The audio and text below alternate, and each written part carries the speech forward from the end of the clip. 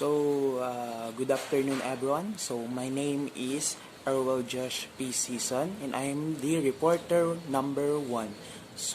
We would like to talk about what is rock mechanics. Rock mechanics involves characterizing the intact strength and the geometry and the mechanical properties of the natural fractures of the rock mass. Rock engineering is concerned with the specific engineering circumstances, for example, how much load will the rock support and whether reinforcement is necessary. Rock mechanics is a theoretical and applied science of the mechanical behavior of rock and rock masses. Rock mechanics is an important field in civil engineering as it applies in the majority of infrastructure and projects including dams, roads, tunnels, bridges, buildings, and protection of slopes. Rock mechanics can be divided into two subcategories. Engineering rock mechanics. Engineering rock mechanics is applied in human activities including civil engineering, engineering geology or mining, petroleum, and environmental engineering.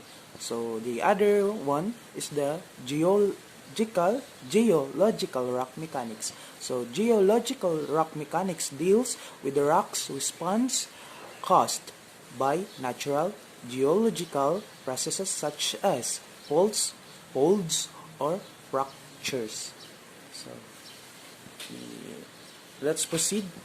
Stress and strain. The Earth's crust is constantly subjected to forces that push, pull, or twist it. These forces are called stress. There are four general types of stresses.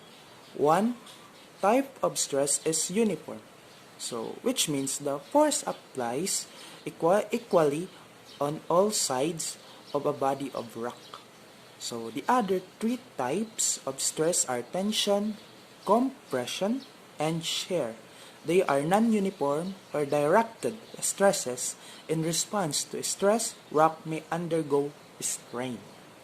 Stress. What is stress? Stress is the force applied to an object.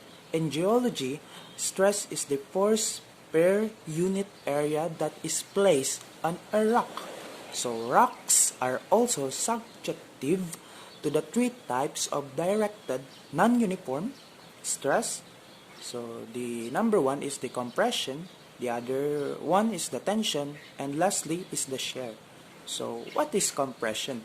Compression is directed non-uniform stress that pushes rocks together. The compressional forces push towards each other, causing rocks to fold or fracture. Sa madaling salita, break. Compression is the most common stress at divergent plate boundaries. Tension. What is tension? Tension is a directed, non-uniform stress that pulls rock apart in the opposite direction.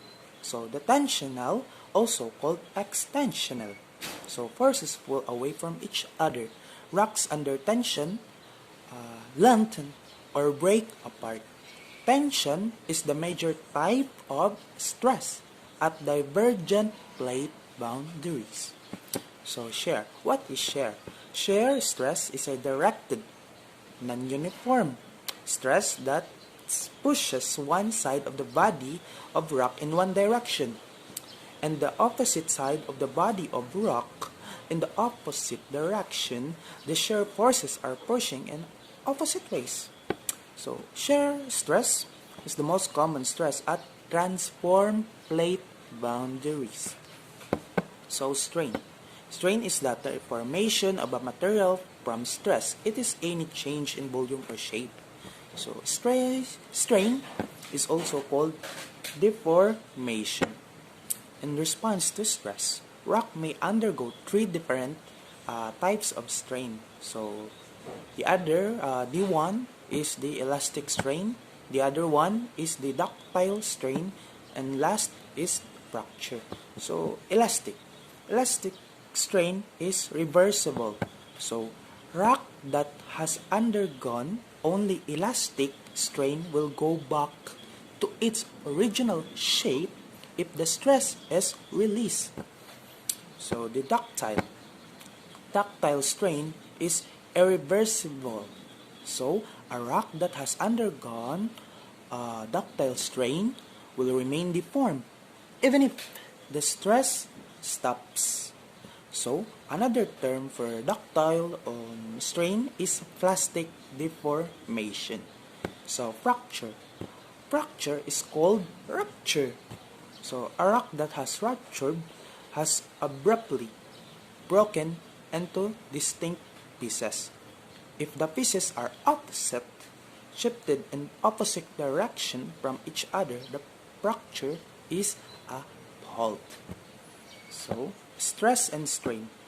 So, with increasing stress, the rock undergoes elastic deformation, plastic deformation, and fracture. So, ductile and brittle. Ductile materials are able to undergo an extensive amount of ductile strain in response to stress. So, brittle materials, which will only undergo a little or no ductile strain before they fracture.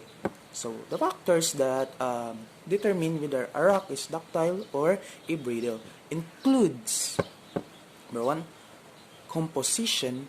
The other two is the temperature, and the other three is lithostatic pressure. So the other four is the strain rate. So factors that determine whether a rock is ductile or brittle. So composition. Some minerals such as quartz tend to be brittle and are turns more likely to break under stress. So other minerals such as a calcite, clay, or mica tend to be ductile, can be undergo much plastic deformation.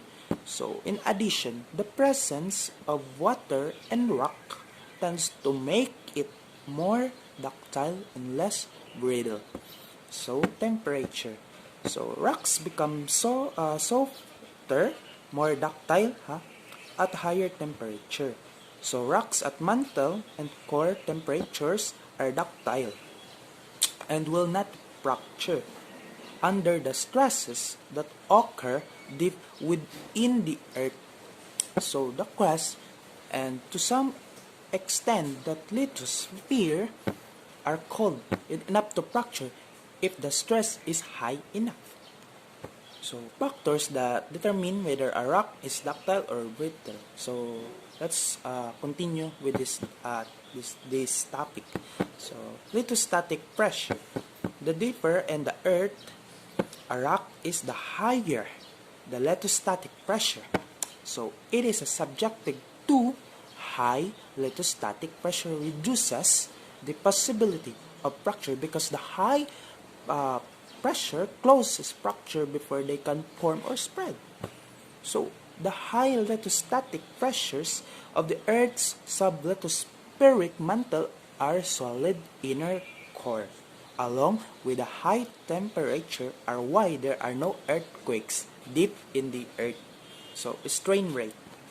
So the faster a rock is being strained, the greater is the chance of fracturing.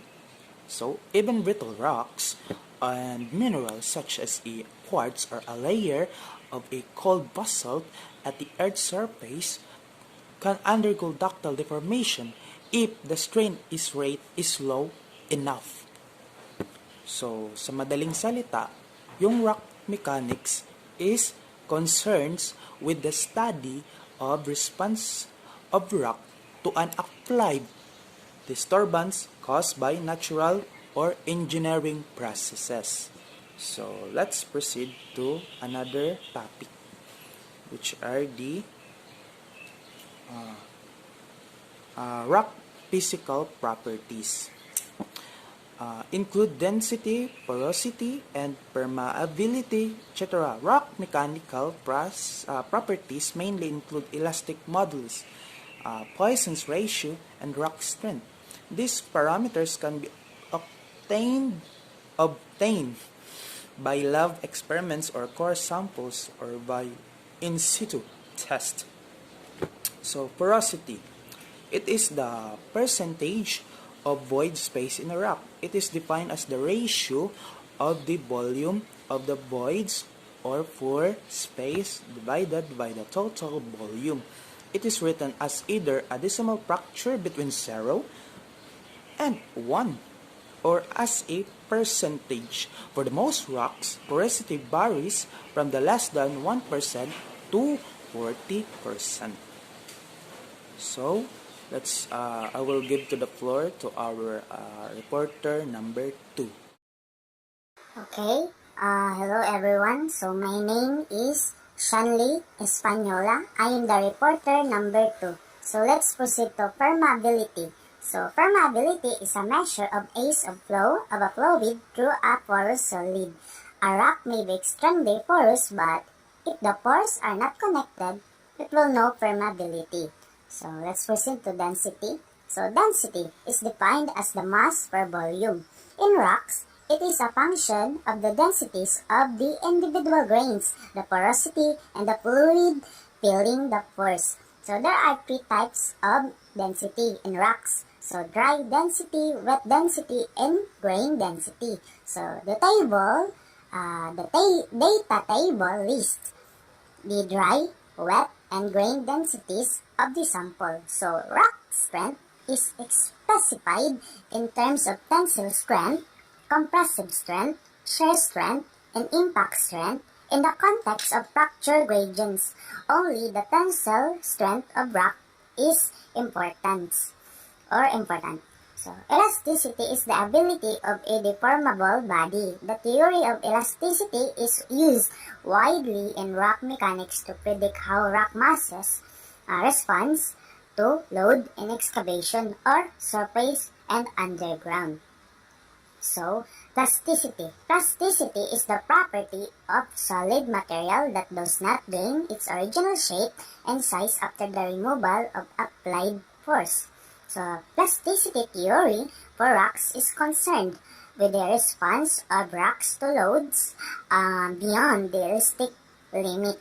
So, historically, conventional wisdom has it that rock is brittle and fails by fracture, while plasticity is identified with ductile materials.